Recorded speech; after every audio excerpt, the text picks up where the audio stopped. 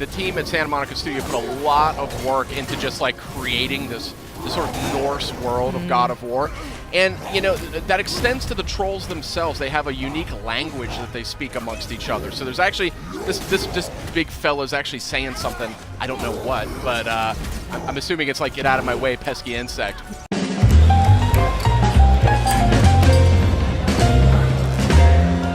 Hey guys, you got Sid here as well as Justin and Kristen. We're taking an exclusive look at God of War. This is footage you will not see anywhere else. And this is a troll you won't see in any of the other footage out there either. That is a nasty looking fellow. These trolls, yeah, look at this thing. These trolls are actually unique. They're named characters in the game's lore. Tell us a little bit. Each one is different. Each one has a completely different backstory. You know, as with Norse mythology, everything here sort of has a little bit of a story, a little bit of a narrative to it. So each of these guys, they're going to look a little different. They're going to fight a little different. The way you want to go up against them, you might want to think about it differently. Yeah, this guy looks a lot meaner. He's a lot more aggressive than the other enemies that we've seen. No, interesting fact, too, I mean, the team at Santa Monica Studio put a lot of work into just, like, creating this sort of Norse world of God of War. And, you know, that extends to the trolls themselves. They have a unique language that they speak amongst each other. So there's actually, this big fella's actually saying something, I don't know what, but I'm assuming it's like, get out of my way, pesky insect. But they got a bit of a chip on their shoulder because I think part of the backstory is that they've been betrayed by the gods, you know, and they have all these different cities and villages. And I'd be mad, too. They, you know, they're down to fight. Boy, this game just looks so good. Oh, some cool. Friendly no, never mind.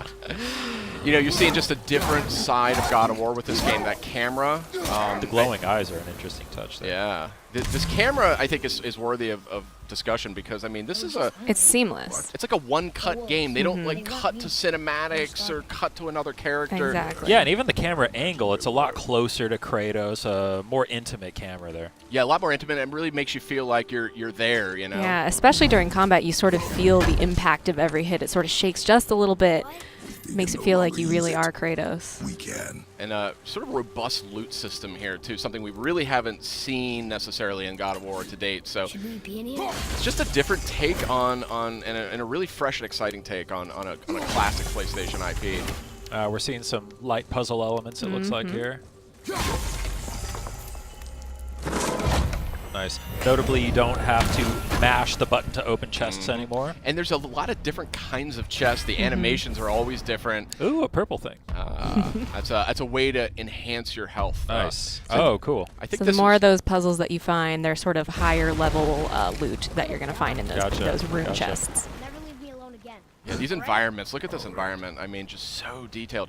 So this tickled me too. You know, this is a new look at God of War, and the climbing is something that I always associated with God of War. You remember those epic climbing sequences? Yeah. So Cory Barlog's sort of a veteran on the series. He worked on the original. He was creative director on the second game, and he's creative director on this title as well. And he's riddled this game with just references, homages, clues for fans.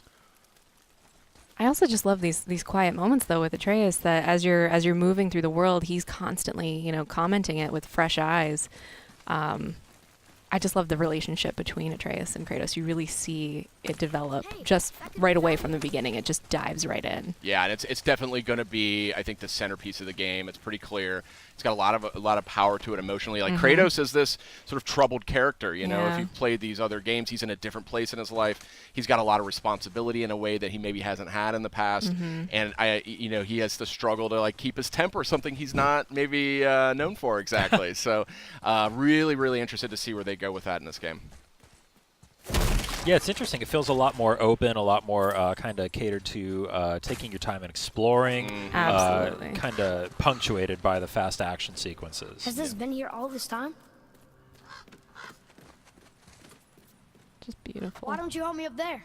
Oh, here we have this Leviathan axe. This is the Kratos' new weapon of choice. It has a lot of impact in combat, but it also has some properties that sort of lend themselves to puzzle solving as well. Wait for me, boy. This fog is gorgeous. Yeah, that is some crazy looking fog there. Atreus! Well, hope you liked exclusive sneak peek here at God of War. This is footage you won't see anywhere else, and we are all dying to play it when it launches on PS4 April 20th. See you next time.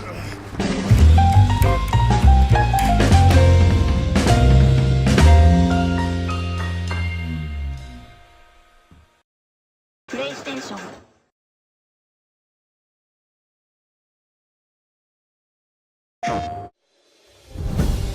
Now heed a tale of long ago, how it all started, that first great war. For centuries, tensions had been simmering between two factions of gods, the hedonistic Aesir and the Vanir, known for their connection to nature and magic. So Freyr, one of the Vanir's most revered leaders, attempted an act of diplomacy, travelling across the realms to teach the Aesir gods the way of the harvest, with accompanying spellcraft fit to feed all of Asgard. The Aesir were taken by Freyr's charm and ecstatic with the new powers he bestowed upon them. But such astonishing spells always have a downside, and the Aesir weren't about to blame themselves when things went wrong. Instead, the hot-headed Aesir cast their blame on Freyr. Furious at the unpredictable magic, they tortured and even attempted to kill him. But the Vanir god wouldn't be undone so easily. He escaped and fled back home to Vanaheim. His family was incredulous with anger at what had happened. They swore revenge against Asgard. And thus began the first and most barbarous war between the gods.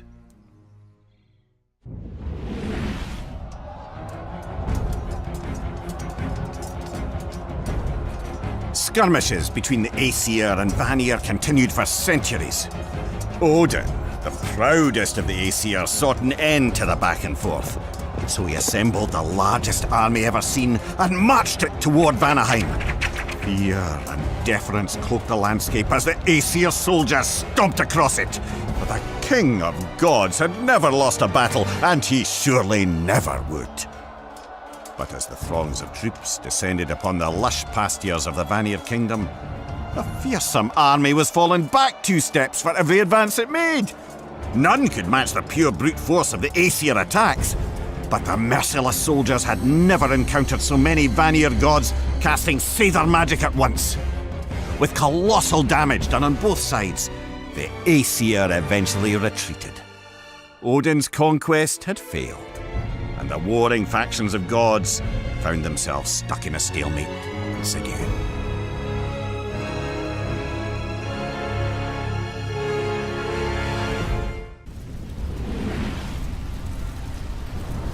With Asgard and Vanaheim both ravaged, the two sides could only now consider what was once unthinkable: compromise.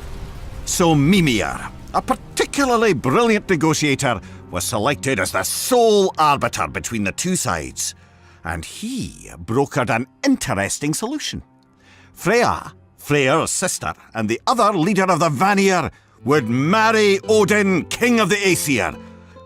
Struck by Freya's beauty, Odin readily agreed. But Freya spat at the thought. Odin had tried to destroy her home, her family, and everything she loved, and, oh yes, attempted to murder her beloved brother. Still, she couldn't let the chance for peace among the realms pass by. Though she barely managed a smile through the entire ceremony, the Aesir-Vanir wedding was cause for enormous celebration. As Odin took in his beautiful new wife, draped in the finest fabric and Vanir jewels, his kingdom felt nearly complete. As for Freya, well, with the promise of peace resting behind his curled smile, Odin didn't seem too terrible. The raucous party continued well into the night, with the sounds of celebration carrying throughout the kingdom. Yet the peace this union provided carried much further, rippling from Asgard to Jotunheim, Muspelheim, and every place in between.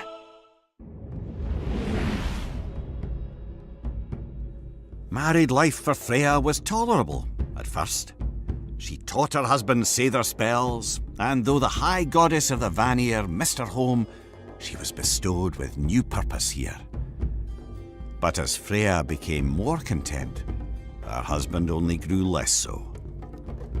Odin was consumed with the idea that Ragnarok, the battle said to end all things, was imminent. He claimed the giants were behind Ragnarok, insisting that if he could destroy the Jotnar, he could stop the apocalypse. But he wouldn't make the mistake of simply gathering his armies this time. Instead, Odin employed the greatest smiths in all the realms, the dwarven brothers Brok and Sindri, to create a weapon of unimaginable destruction. Once it was finished, Odin bestowed the mighty hammer Mjolnir to his son, Thor, and sent him out to slay every giant he could find. Thor accepted the task with glee. But Freya could no longer hold her tongue in the face of this genocide. She fought back, vowing to leave her husband and return to Vanaheim, even if it meant the chaos of war would overtake the realms again. Freya had nearly escaped out of Asgard's high gates when Odin saw her. She attempted to plead with him to just let her leave and to leave her people alone. But any sympathy Odin might have once had was, like his sanity, lost long ago. Instead, the king of the Aesir blindsided her with a Seidr incantation. When Freya had taught him magic, it always seemed he was only humouring her. But he must have studied further, for Odin came up with a particularly creative and cruel spell. It not only banished her from Asgard, but also forbade her from raising her hand in combat, even in self-defense. Freya stammered, trying to counter with a spell of her own, but now, instead of casting magic, she was suffering its twisted effects. She felt warm and tired as her vision blurred. She stumbled, and then it all went black. When she awoke, Freya found herself far from Odin, but more distraught than ever. Now war would surely return. And with the Aesir in possession of the masterwork hammer, the end of her marriage might indeed mean the end of her people. Now her only hope was that, in time, some brave soul would finish what she could not, restoring balance and peace to the realms.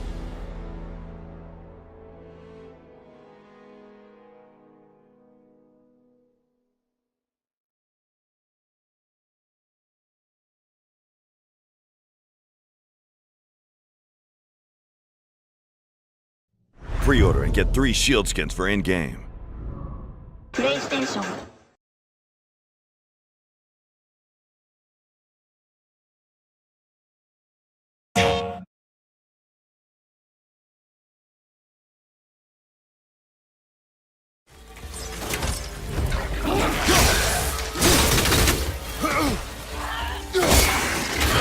Nice shot.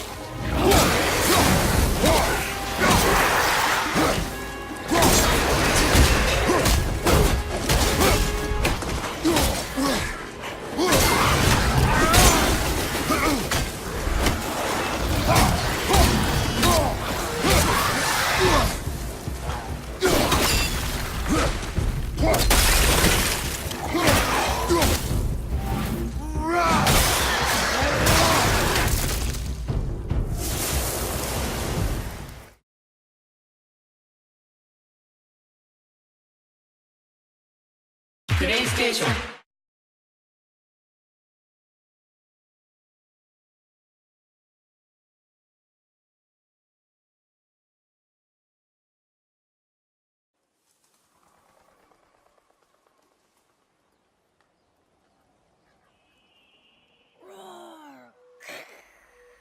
That dome hammer doesn't scare me.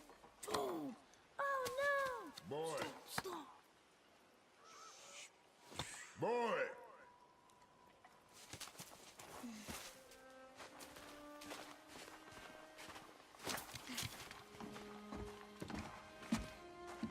Your mother's knife. It belongs to you now.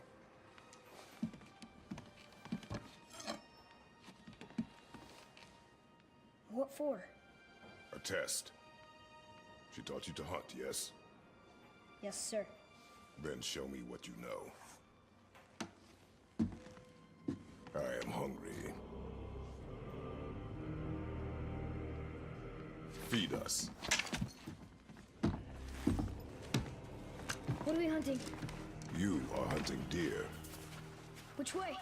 Your hunt. You tell me. South? Is that a question? South.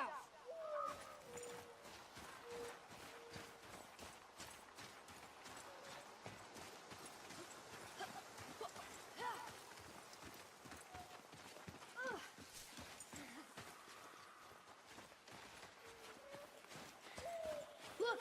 Tracks! They're fresh! This way!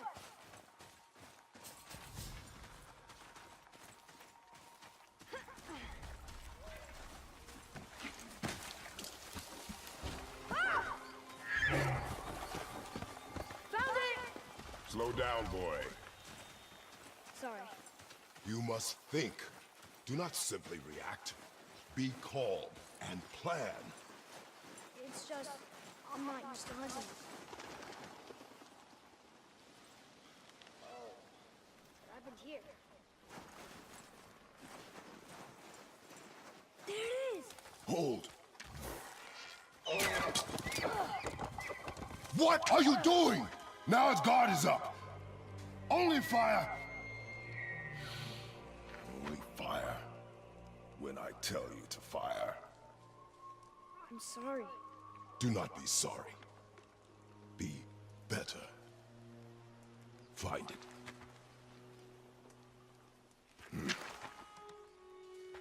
Find it.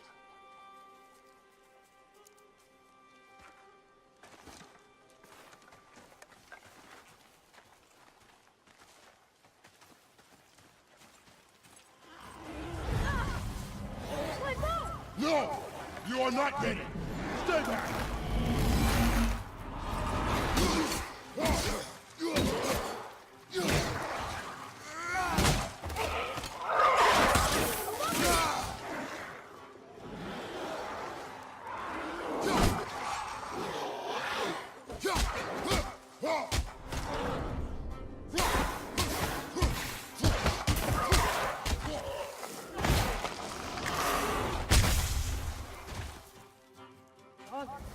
I knew something fell off about the forest.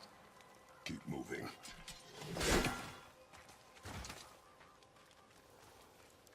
You know, if you give me my bow back, I can help you fight.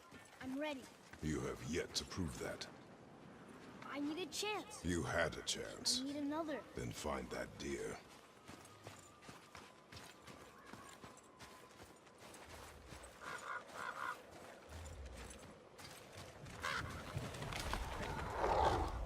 Back away, boy!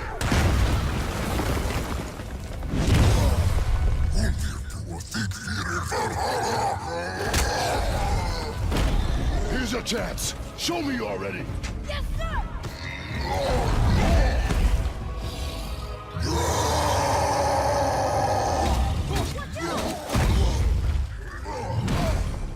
Back off, get a clean angle. And space your shots. I will draw it from me.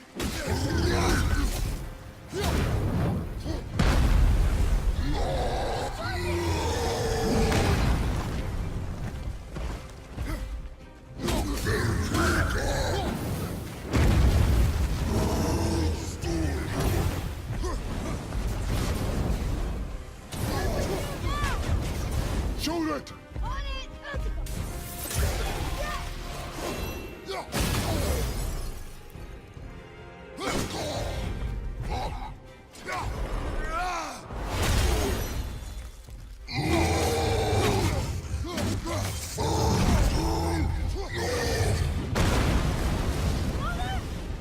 It is time! I will bring it down! You will kill it!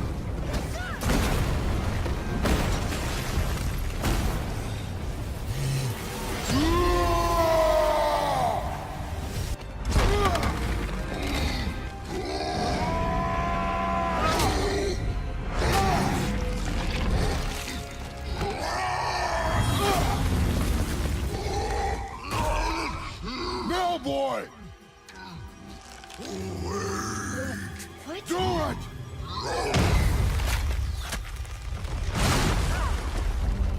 Off the ice! No!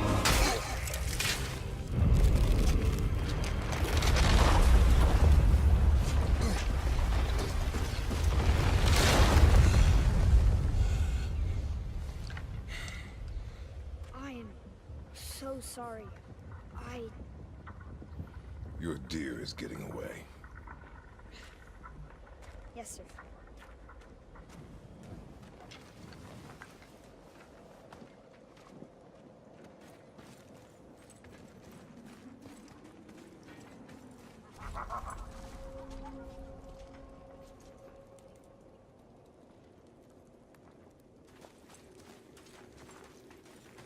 I can't believe we fought a real troll. And you froze when I told you to kill it. I know, but he was staring right at me. How could I look him in the eyes and Him? kill? I thought your mother taught you to hunt. She did, but I never had to kill anything. She always did that part. Then it is time for you to learn. Father, look!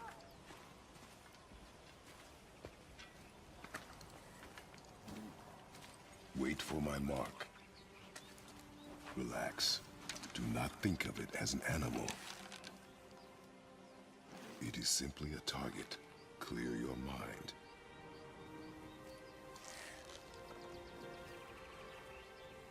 Exhale and release. I got it! Good.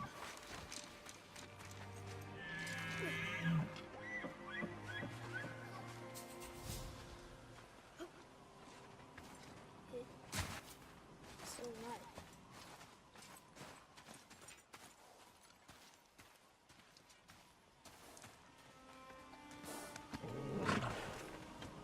Your knife.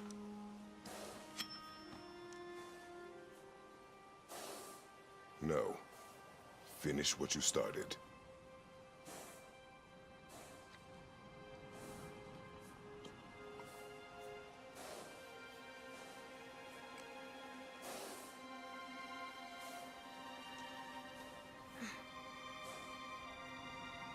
I can't.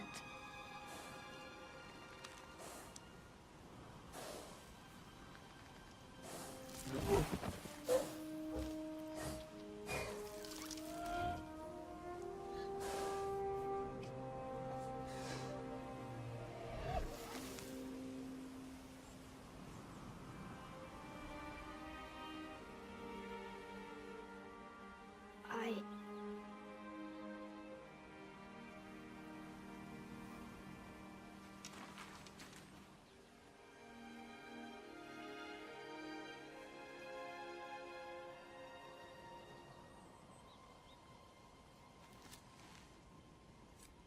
Now, you are ready. For what?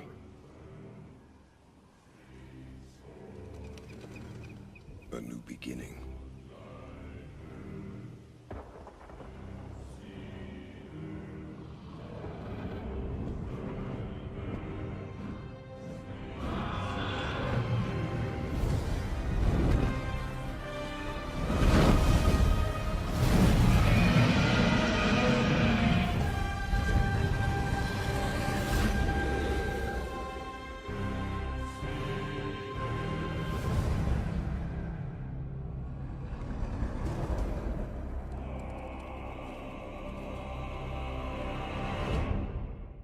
PlayStation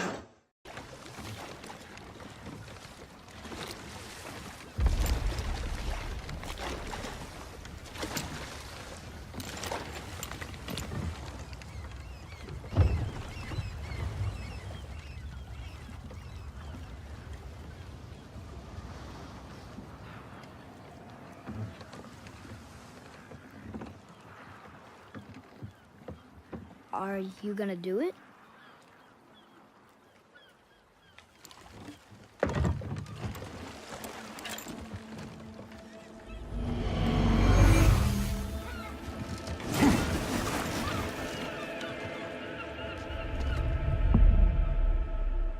You said I was cursed. You think I'm weak because I'm not like you. You do not know everything, boy. No. But at least I know the truth now. The truth. Hang on, boy! Okay! The truth.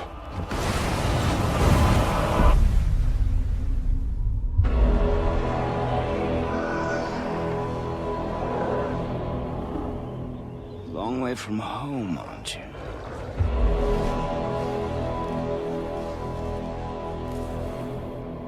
And here I thought your kind was supposed to be so enlightened, so much better than us.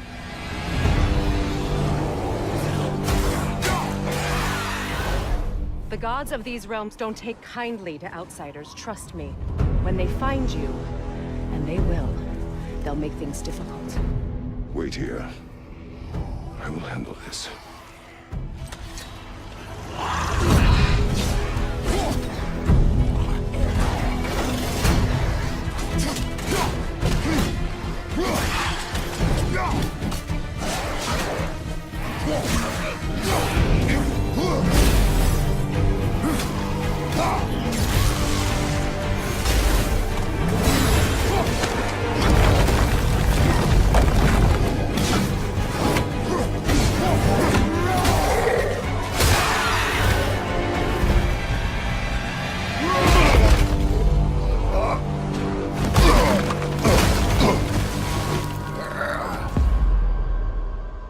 Wow, that was something, that fight.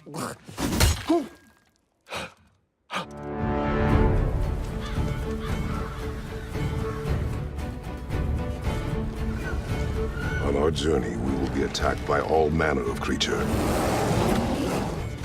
To be effective in combat, a warrior must not feel for his enemy.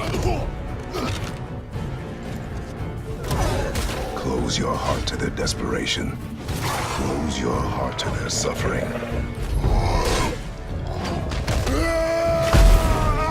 The road ahead is long and unforgiving. No place for a boy. You must be a warrior. But not everyone is bad.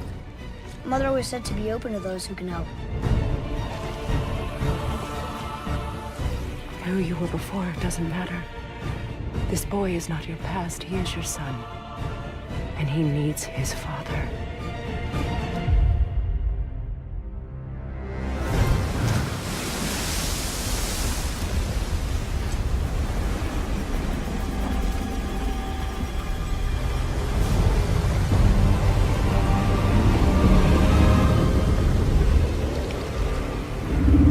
What is this?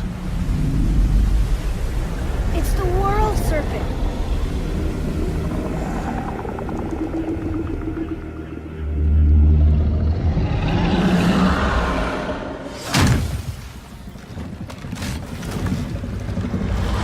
Stay calm, boy! I am! What does it say?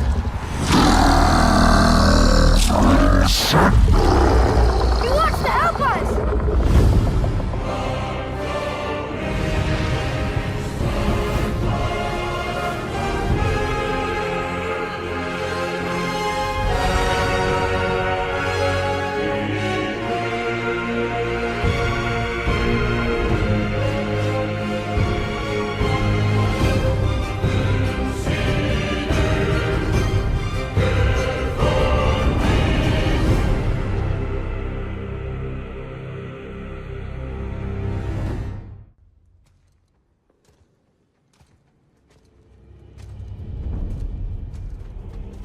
Hold. That's the soul eater. If that kills us, that's it. No Valhalla, no hell, no afterlife. ever. It does not attack.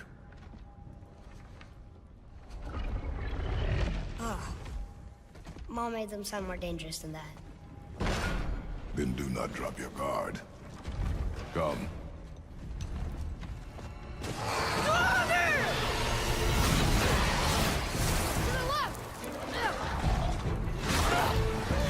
Take that! Get back! Nice! See ya! Above us!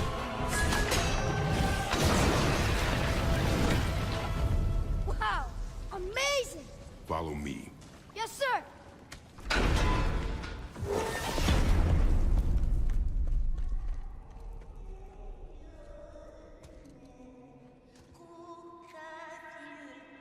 That doesn't sound like a soul eater. What do you think it is? We shall see, boy. Oh, there do I see my mother. Oh, there do I see my father. Oh, there do they call to me. Oh, there do they call to me. Oh, there do they call to me. That bow's a little big for you, isn't it? My mother made it for me. Said I'd grow into it.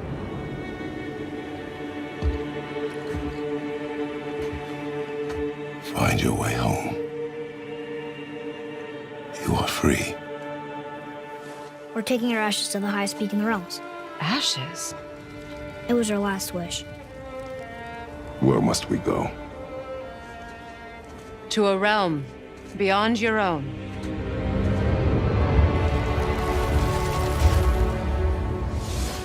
There's only one person who can get you where you need to go. They call me Mimir, smartest man alive. First, you need to cut off my head. Wait, what? That axe you got. You gotta handle her special. I know you're a god. Not of this realm, but there's no mistaking it. He doesn't know, does he? About your true nature? Or his own? The longer you wait, the more damage you do. He will resent you, and you may lose him forever. You're next! I'll rip your head off! There are consequences to killing a god! Why? How do you know? How do you know? Power of this weapon, any weapon, comes from here. But only when tempered by this. By the discipline, the self-control of the one who wields it. Open the door! We need your help! This is no ordinary illness. The boy's true nature, your true nature, fights within him. So I'm a man now. Like you? No. We are not men. We are more than that. The responsibility is far greater.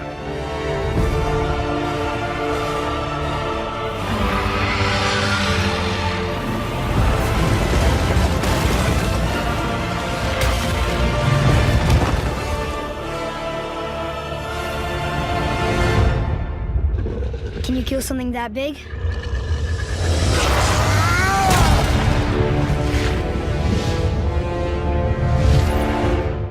Gather round, mortals. For the first time, hear the tale of young Atreus' maiden trip into the perilous Norse wilds, where malice and danger abound. Attempting to help a vulnerable creature, the boy wandered out beyond his protected woods alone. But I can't tell the whole story here, can I? You'll have to step inside.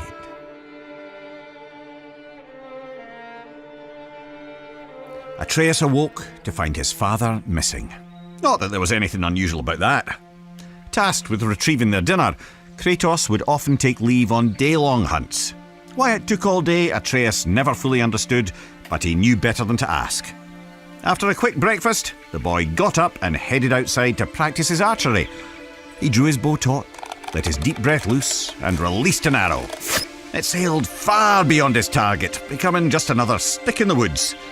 The boy sighed. He'd have to find it later, likely when he wasn't looking for it.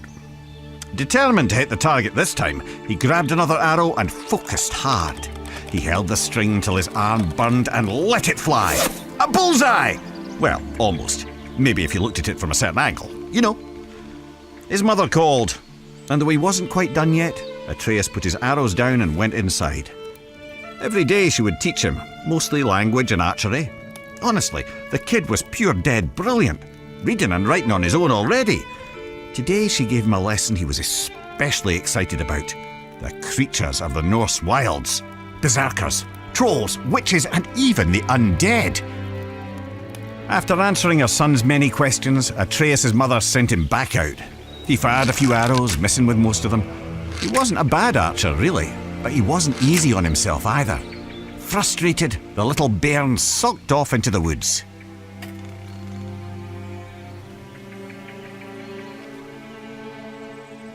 Don't sulk yourselves. Follow the boy to the next area.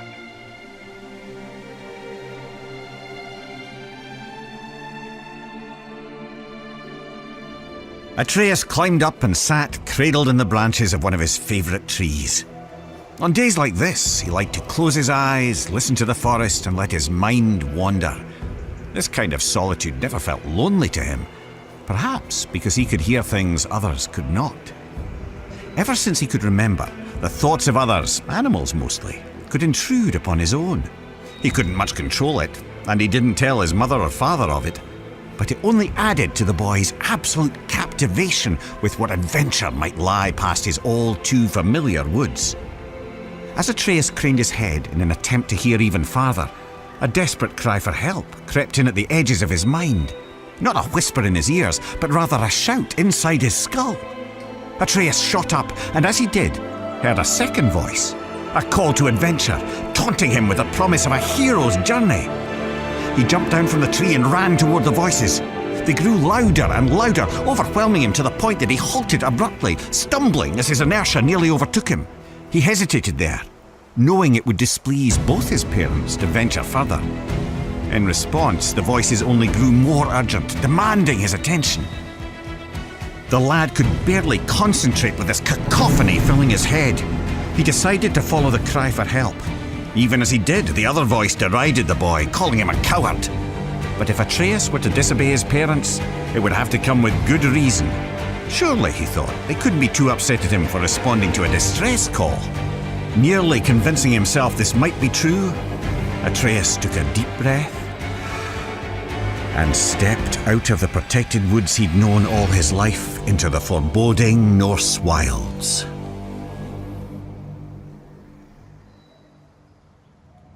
Delve deeper into the woods. Unless, of course, you're too frightened.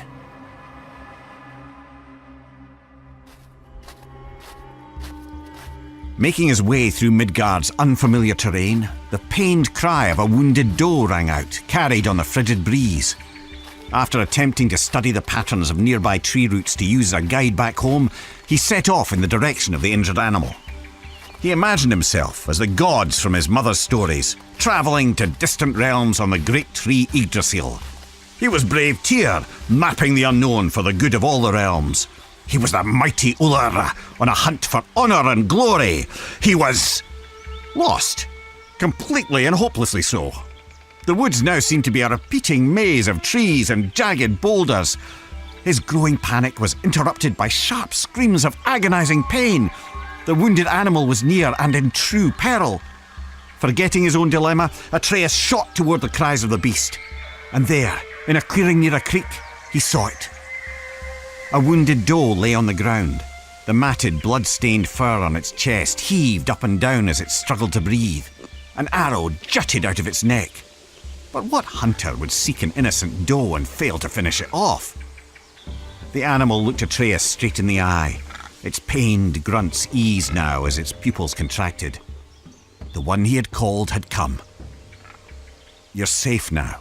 I'm here," Atreus said, clumsily attempting to comfort the poor soul. "You can let go." The doe's strained breath became shallower. It took one final gulp of air in and ceased to move.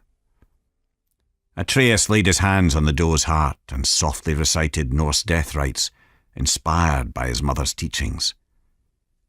The boy sighed, and his eyes drifted upward. As they did, he noticed there was far too much blood on the ground for a simple arrow wound. The red stains in the snow trailed off into the deeper brush. Atreus jumped to his feet to follow it.